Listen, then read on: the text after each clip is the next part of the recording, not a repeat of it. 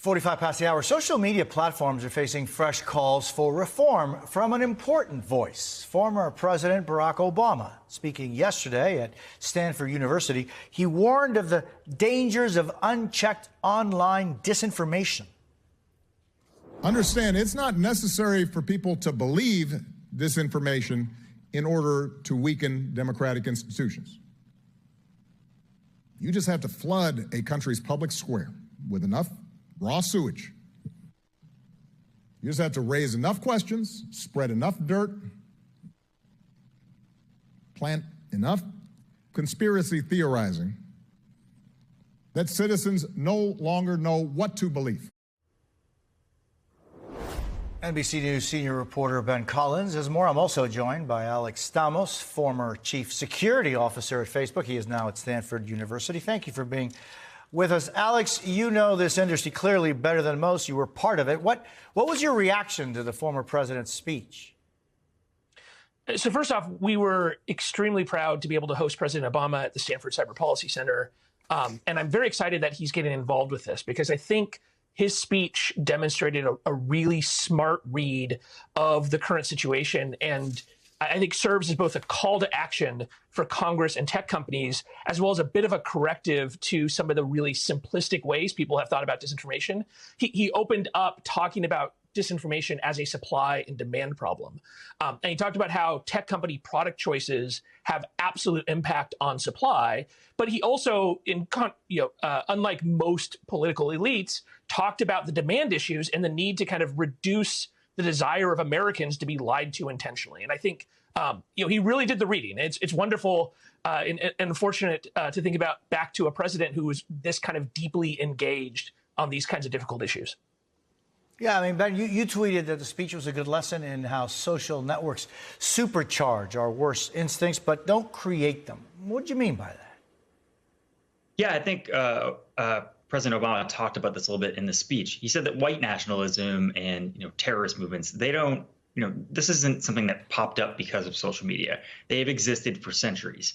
But the ability to see their propaganda first, to see it above news and real information, to see the spin on news and real information from those white nationalist groups first, and for those groups to seed themselves into our news, that is new.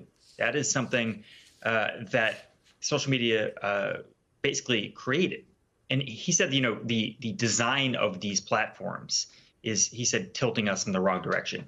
A really interesting thing, that clip you just said, that you guys just played, that Barack Obama said about raw sewage being in our system. Mm-hmm. That is basically a direct paraphrase of Steve Bannon, who said you have to flood the zone with something I can't say on TV that raw sewage could be replaced with. This is as Alex just said, this is a 5-6 year reading of this information disorder that we have in this country right now. It was a good primer for what's going on in general in this space. Yeah, and just the aspect of it flooding. It's just this overwhelming, wave that just floods people's, sources. And Alex, I want to play for you another part of the speech. Get your reaction after it. Tech companies need to be more transparent about how they operate. So much of the conversation around disinformation is focused on what people post. The bigger issue is what content these platforms promote. So, Alex, just thinking about this, I mean, the content they promote or do not promote is decided by who, and how does that possibly change? So I think he's totally right. And again, I think this is part of the nuance he's trying to bring to this conversation, is that a lot of traditionally the conversation among political actors, among media outlets, has been around controlling the things people can say. And the kind of assumption has been the only way you can stop disinformation is by taking people's entire accounts down or taking down specific pieces of content. There are situations in which that is reasonable, right? And I agree with some of the more controversial decisions that companies have made, such as taking down President Trump's account. But I think that is a very heavy tool, and it is a tool that is creating a lot of political discord and inability to come to some kind of political consensus on what the reasonable position of the tech companies is. And so as the president's talking about, the companies host people's speech, but there are also mechanisms that promote that speech. There are recommendation engines. So that's like if you're on Facebook, it might recommend groups for you to join. If you're on YouTube, it might recommend videos for you to watch. There are editorial decisions some platforms make. So Substack, for example, is a platform that both hosts people's newsletters, but then also decides to highlight certain writers as their top tier of writers and to give them special financial deals. And I think what he's speaking to is that in those situations where companies are making an editorial decision themselves of what they should be putting forward, they need to take more responsibility for the content, and they can do so without necessarily silencing those voices completely. I was really happy to hear that from the president, because I think that's an area of focus that'll be much more productive than the deplatforming discussion has been so far.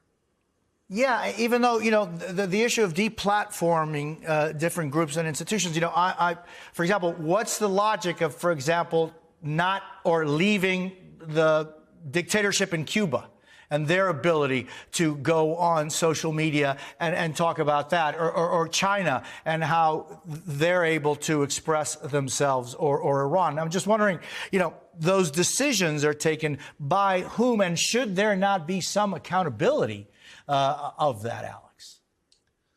Yeah, so on that specific issue, on the use of American social media platforms by authoritarian states, we have seen a bit of positive movement since the Russian invasion of Ukraine, where finally decisions have been made to either deplatform or, I think more appropriately, quarantine the content created by state-related entities that are being used to support the invasion of Ukraine with disinformation. I would like to see the platforms now expand that to a whole swath of authoritarian states. And the most important one here is the People's Republic of China.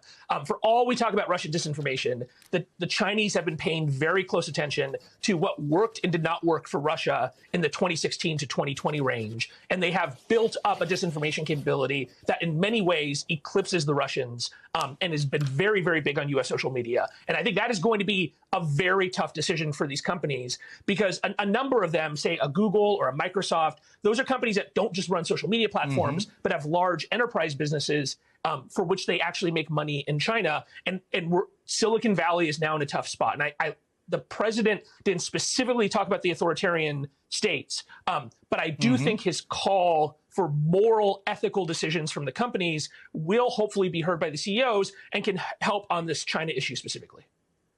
And China is all over the place, and in Cuba and Nicaragua and Venezuela. Alex Stamos, in Spanish, this is a great example. Like CGTN, I believe their largest audience is actually in Spanish, right? So the state media outlet of China is all over the world and has been pushing Chinese disinformation while the U.S. has been sleeping on this.